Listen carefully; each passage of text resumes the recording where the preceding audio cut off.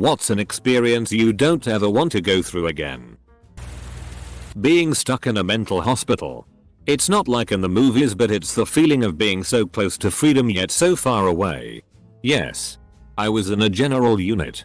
Most everyone was nice. But there was like 2 or 3 out of like 10 that gave me a weird vibe. One being my roommate. I hated it. There was nothing to do except take pills and talk in group. The day I knew I was getting out, my mom came to get me. She had to wait 3 hours in the parking lot. When I asked what time I was leaving, they kept saying when your ride gets here. I called my mom over an hour ago and she's been sitting outside waiting. Kidney stone. Yes. God yes. Awful stupid things. And I know people who have awful diets that consist of just chugging pop all the time or that sort of habits, and they never get them. I drink water like a damn ocean creature all the time and I still get them. And once you've had them one time, you know the pain of them, and if you ever even have a twinge of pain again, that signals they are coming back. You go into total paranoia state. I've never chugged water. Cut out all the salt and other tips like that so fast in my life until I felt that kidney stone movement again out of the blue. And I'm a chick, it's even shittier for men. My sympathies for guys, because if they were hell for me, I can't imagine what it's like for someone with a penis to pass those damn things. Finding out that my wife had been cheating on me. The divorce left the life we built together in shambles. I didn't eat for 2 weeks. Lost 20 pounds. And felt as if my life was over. Depression was a regular part of my life for years.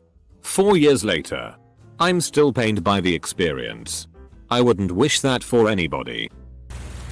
Having a bad reaction to general anesthetics after a surgery. I had acute appendicitis and surgery when I was 9. I woke up to screaming and my whole body hurting. Then I realized I was screaming and was being held down by 4 nurses. I tried to yell to them to let me go because it hurt. At which point I came to the realization that I had no control over my screaming. Or my body, and that I was violently thrashing in my hospital bed. It lasted a few minutes and was just utterly terrifying and painful. Living under a paranoid schizophrenic that drank on his meds because he received no support. Blasting music at all hours of the night. Screaming matches with himself. Smashing his flat. Flooding his bathroom. Threatening violence against me and having nobody do anything. Not the landlords. Or the council or the social workers. The police did a finite amount. The mental institution I got him sent to deemed him safe, and the next day he was outside my door screaming at me. Luckily the courts have taken the case. Finding my mother the morning after she died in her sleep. Her employer called my work, emergency contact, to say it was out of character for my mom not to turn up to provide care for her charge at their home. She also mentioned she had felt ill the night before when she went home. I showed up expecting the worst, even though my mom was 58 years old. Found her laying in bed with her eyes open. Died from septic shock secondary to the bacterial flu. Giving chest compressions to a dead person you love. I had PTSD for months. I've had about a dozen brain surgeries. Recovery from them takes ages. But overall doesn't hurt much besides the stitches the first week or 2. My never want to experience it again was my body rejecting a medical device. Forcing it out through the skin, leading to me getting a staph infection in my brain. Spending 2 weeks in the ICU. Blowing through 40 knives because I was getting so much antibiotics. Seriously, and even your foot sucks. IED. Exploded 200 meters ahead of my Humvee. I was the gunner at the time. And I felt the concussion, heat, and dust moving through the gunner hatch. Ears rang for days. This was my first IED. 2 more followed but were further away and didn't really have an impact on me as the first did. The feeling that someone deliberately tried to cause harm to my crew and myself was life-changing.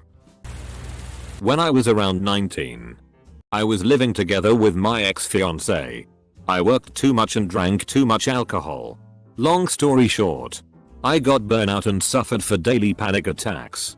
I got fired, barely illegally. My girlfriend started cheating, so we broke up. She got the house. And I was living the time somewhere I could get a warm place to sleep. Spent it days crying and nights heavily drinking. One day I woke up and I was like, fuck this shitty. It's time to move on and do something to myself. Moved across my country for work. Well, that adventure lasted 2 years and I never looked back. Proud of myself that I got my shit together. Now whenever life feels hard, I can look back and see that my now problems are nothing. You can do it, guys. It's sometimes hard, but rewarding to keep pushing. Ovarian torsion. I sat up after a nap and felt this ungodly pain in my abdomen. Like someone was twisting a knife inside of me. It hurt so bad that I immediately started seeing stars and feeling faint and queasy. I couldn't stand, so I slid off the bed and somehow managed to crawl to the bathroom to vomit from the pain. The movement of me puking made the pain so unbearable that I passed out. My roommates found me and got me up into the ER, where they found the torsion. There was a huge cyst on my ovary that weighed it down in a way that made the torsion possible. Just before surgery, IDK what happened. But I moved in some kind of way that corrected the torsion. I felt sudden relief, which was short-lived, as a few hours later the cyst burst. I got to go home without surgery, but I never want to go through that again. Took a side job one summer because I really needed the money. Working at a snack bar at a local pool. The job itself was fine. What I hated was how awkward it was working with a bunch of teenagers who pretty much would never talk to me. They were all high school kids and I was 22 and in grad school. I was only around 6 years older than all of them, but they wouldn't talk to me. Made me feel like some kind of creepy weirdo even though I was barely out of my teens myself. I still think back to that and cringe every once in a while. My wife fell and broke both her arms while we were traveling in a foreign country. That was rough. Had to navigate an unfamiliar healthcare system that was severely understaffed and under-equipped, at least by American standards. Then, trying to finish our vacation. Flying home. Putting off buying a house because we spent our savings on more medical care. Additional surgeries. Her going back to work with me driving out daily to assist with bathroom duties. It was a trying time. But we made it through and our marriage feels pretty damn strong now. So that's cool, I guess. Oh. And we feel eternally grateful to the people of Ireland. They are seriously the kindest and most caring ever. Evacuations from the, now, yearly California fires. My city got hit pretty hard by the Woolsey fires last year. Packing up the things that I thought were most important and having to leave everything else behind was really hard. That entire weekend, I had no idea if we would be coming back to a house. I didn't know if I would go from owning everything in my room to owning the things I could fit into a suitcase and a backpack. It was the most stressful and awful night of my life. And worst couple days. I would never do it again if I had the option. I very well may have too. But I can only hope that I don't. I was in a domestic violent relationship that I saw no end from. I tried break up with the guy several times. He wouldn't let me. He would sabotage everything so I could go back to him. The only way out I saw was cheating on him so he could feel disgusted at me and let me go. I told a friend about my situation and offered to pay him $85. He accepted and helped me with the affair. We made sure we were in a place where him or his friends would see us and started kissing in public. It worked. Got rid of my nightmare, but the cheating was the most disgusting thing I ever did and would never do it again. My now ex-boyfriend got stupid drunk one night and tried to pick a fight with me. I knew how much he had drank, so I just kept agreeing with him. As to not provoke him. Well, apparently that pissed him off more, and in his drunken state he jumped over our 2-story balcony. Now, normally that'd be enough to break an arm or leg and knock the wind out of you. But unbeknownst to either of us, there was a bunk of debris from a bulkhead that was being replaced in the water. We lived on a lake. I remember screaming for his mom and brothers while they frantically called the cops and an ambulance. All I could do was sit there and hold his head in my lap while hoping he doesn't die in my arms. Cops questioned me and one officer threatened to arrest me for domestic assault until they actually did the math. I'm 5'2" and about 130 soaking wet. He was 6'6" and 220 of pure muscle. There was no way in hell I could pick him up and toss him over a railing. I've had 2 miscarriages. They were only 3 months apart. The last one pretty much undid me. I went in expecting to have ultrasound to see how many weeks I was. Instead I was told my baby stopped developing around 6 or 7 weeks and I'd suffered a silent miscarriage. 2 doses of Cytotook, the abortion pill, and I still could pass the tissue and needed to have a D&C. This was a 3-week-long process that ripped my heart open every time I had to go back to the OBGYN and see happy pregnant women. Now I'm pregnant again and afraid of this scenario repeating itself. I don't wish it on my worst enemy. About a month ago. 8 consecutive seizures in a row at work. Sucked because I was around a ton of people who knew nothing about seizures, and when I warned them about me feeling one come on, they all wanted to be the hero and no one listened to my advice before the episodes. This happened after months of begging my workplace to let me train a few different people on different shifts how to handle the situation. Ended up with me being jobless now. I wouldn't wish that on anyone. I've never felt so helpless and not in control of my own life. TW. Sexual abuse, rape, incest mention. Being sexually abused, raped, by my dad. I don't really even remember it. I was so young. But I got high a few weeks ago and got really empathetic towards my younger self and had a f***ing panic attack. The fright of saying something or my dad killing me if I told anyone about what he did just came all back, even though I hadn't thought about it for years. It has to be the worst thing that can happen to a child. I felt so guilty about it for years and years. I wish I could go and save the young me from that shitty home. Getting a call from my sister crying telling me not to come home because dad has come home drunk. Broke his phone and watch. Punched a hole in the wall. And had the cops called by the Uber driver that brought both him and my mom home from a party. I was out with friends and it completely ruined the night, and I ended up going home later that night and things had not gotten better.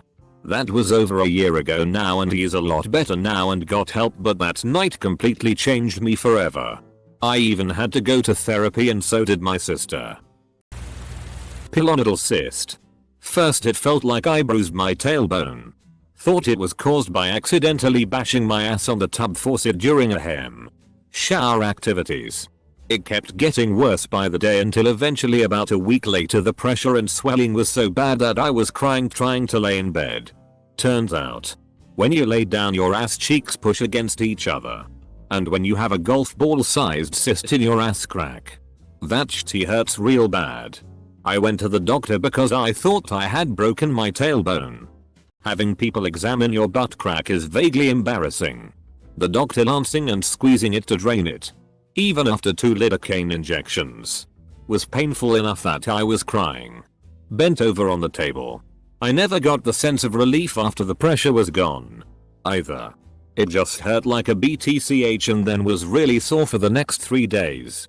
I'm sure I'll look like the biggest wuss, when in reality my pain tolerance is ridiculously high. It just hurt that bad. Definitely will go to the doctor sooner if I ever feel like I bruised my tailbone again. Also, second vote for bad acid trip. Having a panic attack and confronting your deepest fear on acid caused severe anxiety issues for 6 months afterwards. And I still have some mild to moderate anxiety jags. My wife woke me up one night about 6 years ago saying her chest didn't feel right. We went to the ER and they took her and did an EKG. Everything was fine, so they prepared to draw blood to run some tests. As the nurse turned around, my wife flatlined and I was pushed out of the area. They started trying to revive her for 45 minutes. They finally told me to come in and say goodbye as they didn't think they would be able to revive her. I did and they kept trying, and after 2 more shocks she finally responded. She was then taken to surgery and they did a full scan of her heart and were not able to find anything. They froze her in a coma for 48 hours to slow the blood in an effort to prevent brain damage and then slowly warmed her back up over 2 days. She eventually came out of her coma and woke up and was fine. No brain damage detected.